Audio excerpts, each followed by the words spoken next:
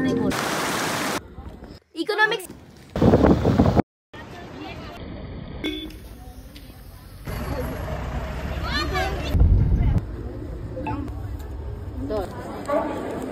Hey everyone, welcome to another part of Kashmir series. এটা হচ্ছে নূর চাচা আর আমরা আজকে শ্রীনগর থেকে চলে যাব। এনাকে আমরা সত্যি সবাই খুব মিস করব, এনাকে আর এনার ওয়াইফের যে হাতের রান্না, মানে আমরা এই কয়দিন খেয়েছি অসাধারণ ছিল। তো আমরা এখন যাচ্ছি সোজা পেহেলগাঁও, কারণ আমরা এরপর পেহেলগাঁওতে 2 দিন স্টে করব, দেন বাড়ি। এখানে তো এরকম সোল্ডার্সরা সারা জায়গায় ভরা থাকে। আমরা দুপুরের ভেতরেই হোটেলে ঢুকে গেছিলাম, আর এইটা হচ্ছে ওখানকার রুম। এটা নর্মাল হোটেল ছিল আর ভিউ রুম ছিল, অবশ্য চারিদিকেই পাহাড়। এখানে যে রুমেই থাকবো সেই রুম থেকেই পাহাড় দেখা যাবে। আর এইসব হোটেলে, সব হোটেলেই মোটামুটি এখানে বেড হিটার থাকে। এইটা হচ্ছে ওয়াশরুম। তারপর আমরা বিকালে বেরিয়ে যাই হর্স রাইড করার জন্য। এই একটা ঘোড়া তখন কারেন্ট রেট ছিল 1300, কিন্তু আমরা নিয়েছিলাম 8টা ঘোড়া, তাই আমাদের 1100 মতো পড়েছিল। এদের একটা প্যাকেজে 3-4টে স্পট এরা ঘোরায়।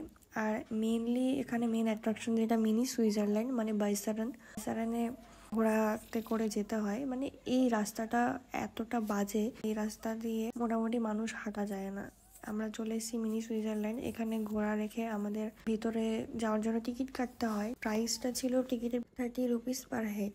এই হর্স রাইড নিয়ে অনেক কথা আছে, অনেকের সমস্যা হয়। আমাদের এক্সপিরিয়েন্স খুবই ভালো ছিল, মানে একটা লাইফ টাইম এক্সপিরিয়েন্স। কিন্তু হ্যাঁ, এই হর্স রাইডে প্রচুর রিস্ক আছে, কারণ পাহাড় থেকে একবার ঘোড়া পড়ে গেলে সাইডে কোনো রকম বাউন্ডারিজ নেই। প্রত্যেকটা ঘোড়ার আবার স্পেশাল নামও রয়েছে। একটা ঘোড়ার সঙ্গে একটা ট্রেনার থাকলে কোনো সমস্যা হয় না, কিন্তু ট্রেনার তো মোটামুটি 4-5টা ঘোড়া ওরা যদি একবারে নিয়ে যেতে পারে তাই নিয়ে যাবে। যেমন আমাদের সঙ্গে একটা ট্রেনার ছিল যে পুরো গোটা 4টে ঘোড়া ট্রেন করে নিয়ে যাচ্ছিল।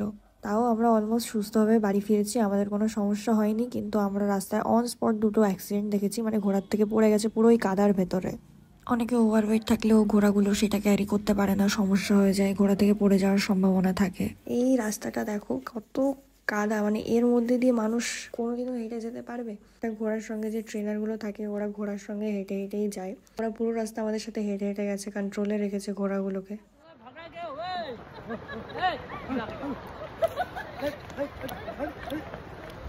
ঘোড়াগুলো তো কখনো পড়ে না, কিন্তু তুমি যদি বাই চান্স ঘোড়া থেকে পড়ে যাও তাহলে একদম ডাইরেক্ট নিচে, কারণ এখানে কোনো রকম কোনো সেফটি নেই। সেফটি বলতে নিজেরাই।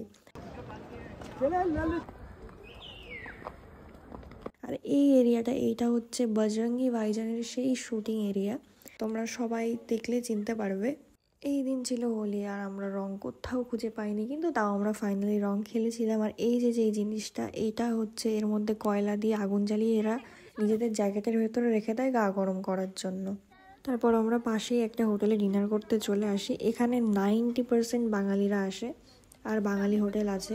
এইখানে খাবারের কস্ট একটু হাই, কারণ এই যে এক বাটি সবজির দাম অলমোস্ট 100। আর দেখো রাতের ওয়েদার, এখানে মেঘলা ছিল, আর রাতে -5 ডিগ্রি হয়ে গেছিলো। তো ঠান্ডার ভেতরে পরের দিন সকালবেলা আমরা রেডি হয়ে চা খেয়ে বেরোলাম। আমাদের দুপুরবেলা গাড়ি নেওয়ার কথা ছিল, দুপুরবেলা গাড়িতে করে আমরা ঘুরবো। তো তার জন্য আমরা সকালবেলায় একটু আশেপাশে হাঁটছিলাম। আমরা গেছিলাম গলফ মাঠে, কিন্তু আমরা গিয়ে দেখি আনফর্চুনেটলি ওটা বন্ধ ছিল, তাই আমরা রাস্তা দিয়ে এমনি আশেপাশে ঘুরছিলাম। আর এইখানটায় ক্রাউডটা অনেকটা কম ছিল।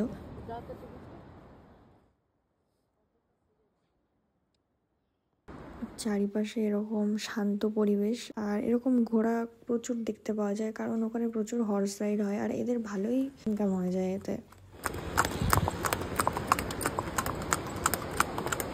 পাহাড়ে তো এরকম ফুল তোমরা সবাই দেখেছো, ড্যান্ডেলিয়ান্স, এইগুলো ওখানেই দেখতে পাওয়া যায়, আমাদের এখানে আনলে হয় না, বাঁচে না। তারপর আমরা আস্তে আস্তে নিচে আসছিলাম, কারণ আমাদের গাড়ি আসার টাইম হয়ে গেছিল, আর আমাদের গাড়ি বুক ছিল। আমরা যাব চন্দনবাড়ি, আরু ভ্যালি, বেতাব ভ্যালি।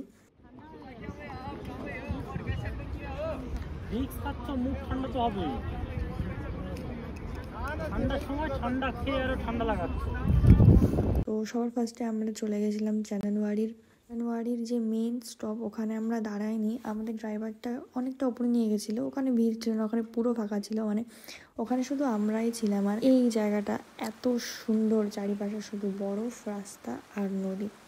নদীর জল ছিল খুবই ঠান্ডা। এটা ছিল অমরনাথ যাত্রার গেট নাম্বার 1, মানে এইখান থেকে অমরনাথ যাত্রা শুরু হয়। এখন সেই সিজন না যদিও বা, আমরা গেছিলাম মার্চে, তাই আমরা বরফ দেখতে পেয়েছি। তোমরা যদি আপেলের সময় বা অমরনাথ যাত্রার সময় যাও তাহলে হয়তো বরফটা সেরকম পাবে না।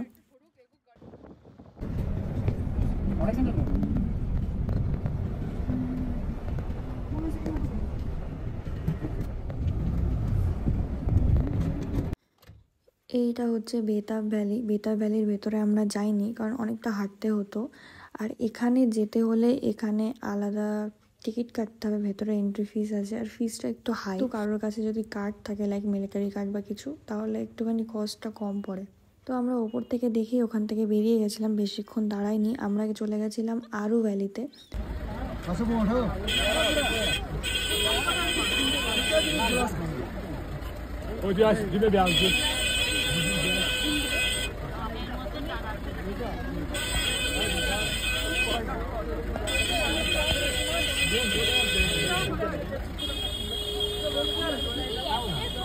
এখানে দেখো কি সুন্দর, বাড়িগুলোর পাশে এরকম স্নো ভরে রয়েছে।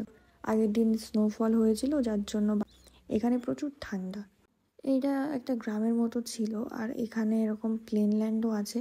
এই সব জায়গাগুলো বরফে ভরে যায়, কিন্তু এখন একটু বরফটা কম আছে, আর এখানে প্রচুর ঠান্ডা হাওয়া দিচ্ছিল। এইভাবেই আমাদের ওই দিনের জার্নিটা শেষ হয়। আর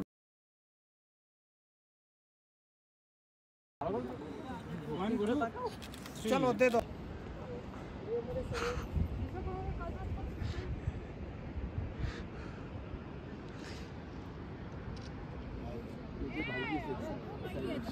चल रे मोरू काटे देगा ধর ছোটা মতো দেয়, ছোটা মতো এটা ধর, আর ছোটা মতো এটা ধর, এটা এটা বুমবুন is the professional capital spelling.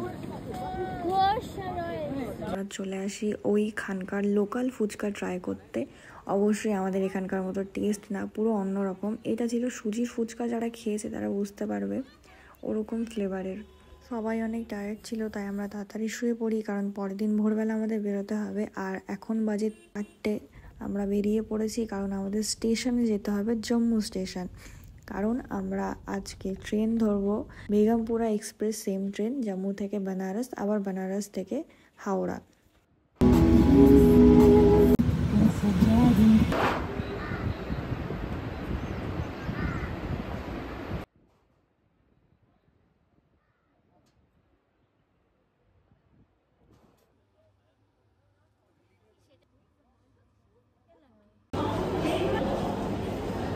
তো মোটামুটি দুপুরের ভেতরে আমরা পৌঁছে গেছিলাম, আর আমাদের ট্রেনটা ছিল বিকালে।